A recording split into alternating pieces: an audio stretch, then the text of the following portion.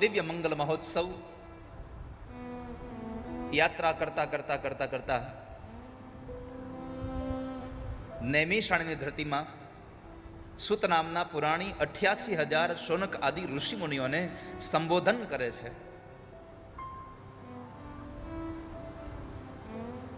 તદહમ તે વિધાસ્યામી સાવધાન તયા શૃણુ. સાવધાન થઈને સાંભળજો.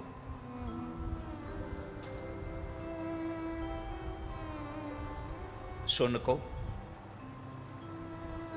હું તમને જે કથા કહેવા જઈ રહ્યો છું એ નારદે પણ કથા સાંભળી. નારદે કથા સાંભળી એ શબ્દ સાંભળી અને એ જ ક્ષણે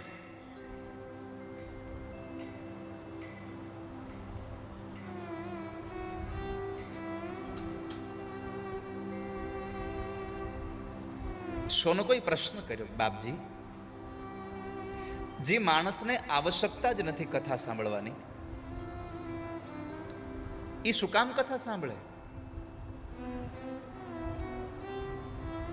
એ માણસ સંસારથી મુક્ત છે.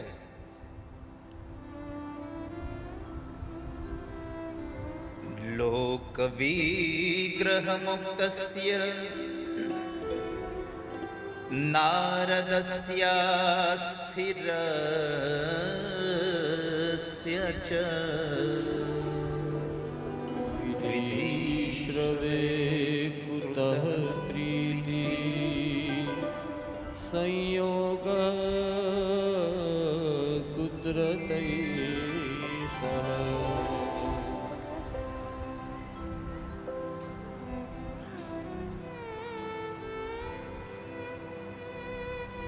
જે માણસ સંસારની કોઈ પણ જગ્યાએ આસક્ત થાય એવું નથી, અને એ માણસ જેને માયા સ્પર્શ કરી શકે એમ નથી,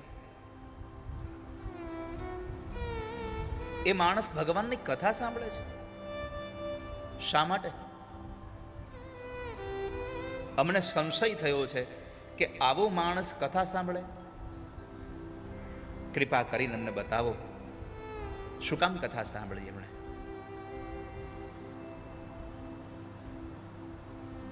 સાંભળો. એક વખતના સમયે દેવર્ષિ નારદ ચાલતા ચાલતા ચાલતા બદ્રી વિશાલ ક્ષેત્રમાં પહોંચ્યા.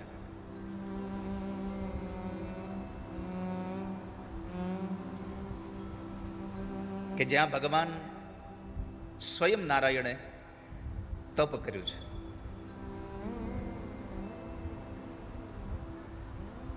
બદ્રી વિશાલ ક્ષેત્રમાં પહોંચે છે અને સામેથી સનત કુમારો આવ્યા. સનત કુમારોએ નારદને જોયા. નારદને જોઈ અને કશી જ વાત કરતા પહેલા સનત કુમારોએ પહેલો પ્રશ્ન પૂછ્યો,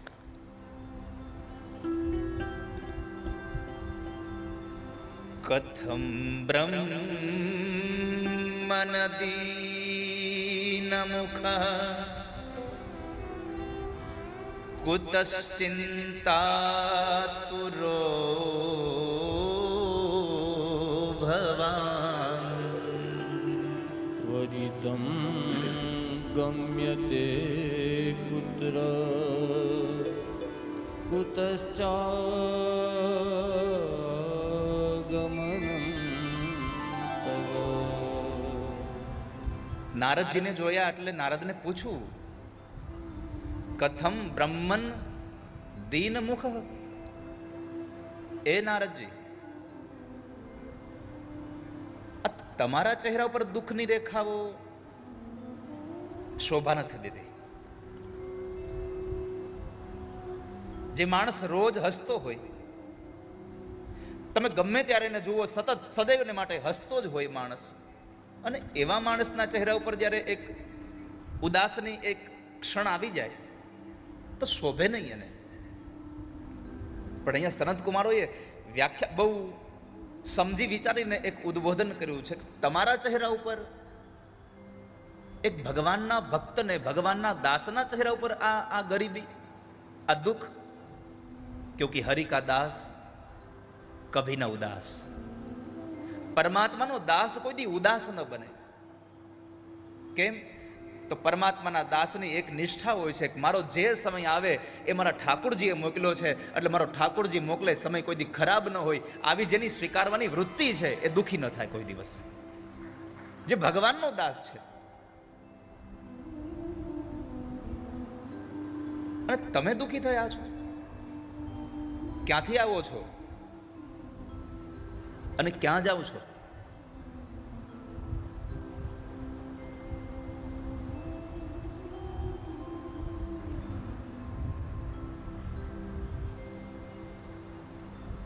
ક્યાં જાઓ છો તમે? નારદજીએ બીજું કશું ન કહ્યું. નારદજીએ પ્રત્યુત્તરમાં એટલું જ કહ્યું, સત્યમ નાસ્તિ તપઃ શૌચમ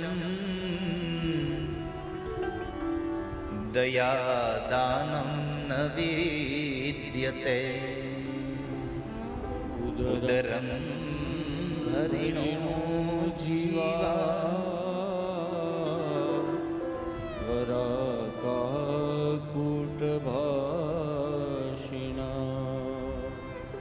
વરાકા કુટભાષિણ. સાધુને પૂછું કે તમે ક્યાંથી આવો છો, ક્યાં જાવ છો અને કેમ દુઃખી થયા છો? સંસારીના માણસમાં અને સાધુમાં આટલો જ તફાવત છે. સાધુ જ્યારે આ સંસારમાં ભ્રમણ કરવા માટે નીકળે, એને કોઈ પૂછે કે તમે ક્યાંથી આવો છો અને કઈ બાજુ જાઓ છો, શું થયું છે, તમે શું જોયું? અને સંસારીને પૂછો કે તમે શું જોયું? સાધુને અને સંસારીના બે માણસને એક જ જગ્યાએ મોકલો, બેયનું નિરૂપણ આખું અલગ હોય. સંસારી આવીને કહેશે કે ભાઈ રાજકોટ ગયા હતા, કેટલી મોટી મોટી ઇમારતો, વિદેશમાં ગયા હતા, કેટલી વ્યવસ્થા છે. આપણે કોઈ પણ જગ્યાએ જશું તો મોટી ઇમારતોને જોશું, સારા સારા દ્રશ્યોને જોશું. અને સાધુને પૂછશો તમે શું જોયું? તો નારદે કહ્યું આ ધરતી પર ગયો, પણ ધરતી પર બીજું કાંઈ નહીં. મને એમ લાગ્યું સત્યમ નાસ્તિ તપઃ શૌચમ દયા દાનમ ન વિદ્યતે. આ સંસારમાં સત્યની અભાવ થઈ રહ્યો છે. ધીમે ધીમે માણસો સત્યથી દૂર થતા જાય છે. સત્યમ નાસ્તિ તપઃ. લોકોને તપમાંથી ભરોસો ઉડી ગયો છે. આ તપમાંથી ભરોસો શા માટે ઉડ્યો ખબર છે? તપના નામે પાખંડ થવા લાગ્યું એટલા માટે. ઘણી વખત કહેતા હોય છે મને લોકો કે સાધુ પાખંડી થઈ ગયા. હવે સાધુ પાખંડી થઈ ગયા. પણ મારી વ્યાસપીઠ તમને આજે પ્રાર્થના કરીને કહે છે સાધુ પાખંડી નથી થયો, પાખંડી લોકો સાધુ થયા છે. એટલે આ બધી મૂંઝવણ આવી છે. પાખંડીઓ સાધુ થઈ ગયા છે. જેને પાખંડ જ કરવા છે, જેને અલગ અલગ પ્રકારના નવા નવા પ્રકારના જેને નાટકો ભજવતા આવડે છે, એ પાખંડીઓ સાધુ થઈ ગયા છે.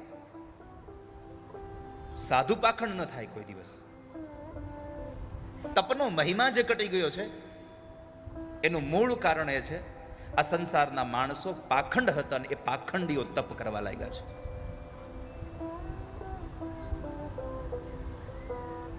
ઘણા લોકો તપ કરે પણ શું કા ખબર છે? પોતાની જાતને લોકો બહુ મોટો તપસ્વી માને એટલા માટે.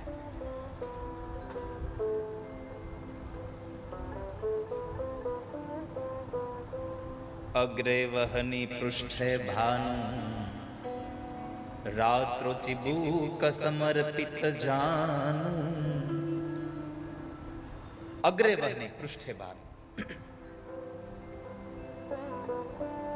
ધોમ ધકતા તાપની અંદર આકાશમાંથી જે તાપનો વરસાદ થતો હોય, ચારેય બાજુ અગ્નિ તપ આવી અને એમાં મધ્યમાં ક્યારેક ક્યારેક કોઈક બેસી જાય, પંચાગ્નિ તપ આવીને બેસે, પણ મનમાં ચેષ્ટા શું હોય કે લોકો મને મોટો તપસ્વી માને એટલા માટે.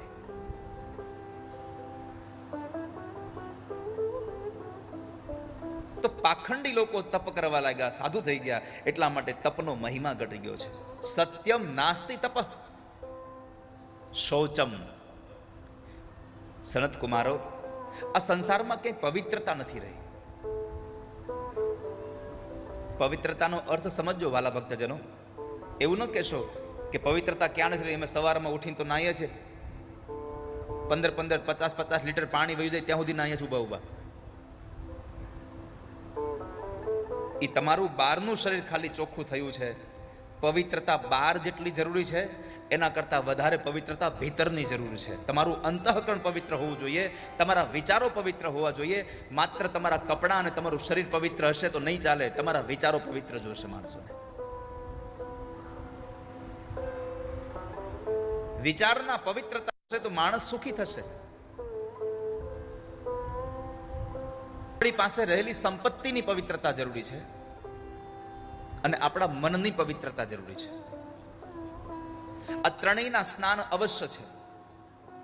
આ શરીરને પવિત્ર બનાવવું હોય તો સ્નાન કરી લો, પવિત્ર થઈ જશે. તમારી પાસે રહેલી સંપત્તિને પવિત્ર બનાવવી હોય તો તમારી સંપત્તિનો યથોચિત ભાગ યથોચિત જગ્યાએ તમને જ્યાં સારું લાગે ત્યાં તમે દાન પુણ્ય કરી દો. એ તમારી ધન સંપત્તિને પવિત્ર બનાવશે. અને આવી સત્સંગમાં જશો તો સત્સંગની નાવમાં બેસશો તો તમારું મન પવિત્ર થઈ જશે. માટે આ શરીરની, મનની અને ધનની આ પવિત્રતા બહુ જરૂરી છે.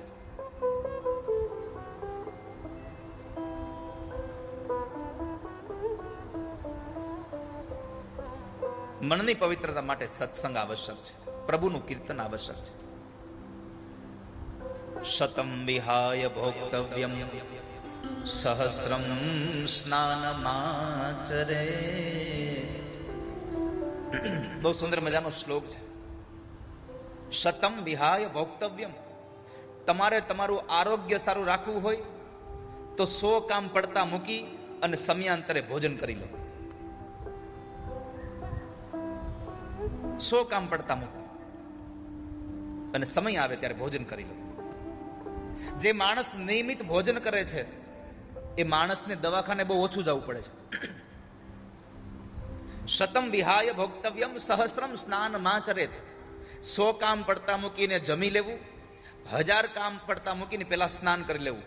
કારણ સ્નાન કરો ને એટલે તમને મંદિરમાં જવાની ઈચ્છા થઈ જ જાય. એકવાર ભગવાનનું નામ લેવાની ઈચ્છા થઈ જ જાય. તમે સવારે સ્નાન કરો પછી તમારી તરત નજર ભગવાન બાજુ જશે કે સ્નાન કર્યું, લાગ ભગવાનને પગે લાગી લો. તો સહસ્ત્રમ સ્નાન માચરે લક્ષમ વિહાય દાતવ્યમ. 1,00,000 કામ હાથમાં હોય પણ કોઈ યાચક તમારી પાસે આવે તો 1,00,000 કામ પડતા મૂકી અને સૌથી પહેલા દાન કરી દેવું. કારણ કે એ ભિક્ષુકના રૂપમાં કોણ આવ્યું છે એની મને તમને ખબર નહીં પડે. ન જાને કિસ રૂપ મેં નારાયણ મિલ જાય. કયા સ્વરૂપમાં પરમાત્મા મળી જશે એની ખબર નથી. એટલા માટે 1,00,000 કામ પડતા મૂકી અને દાન કરી લેવું. અને છેલ્લો અંતરો છે કોટિમ ત્યક્તવા હરિમ ભજેત. તમે કરોડ કામ લઈને બેઠા હો પણ એ કામ પડતા મૂકીને પણ એમ લાગે કહો મારે તો બહુ કામ છે, આજે તો આ માર્ચ મહિનો હાલે છે, આ બધા હિસાબ કરવાના, આ બધું છે, આમ છે તેમ છે, પણ ઓહો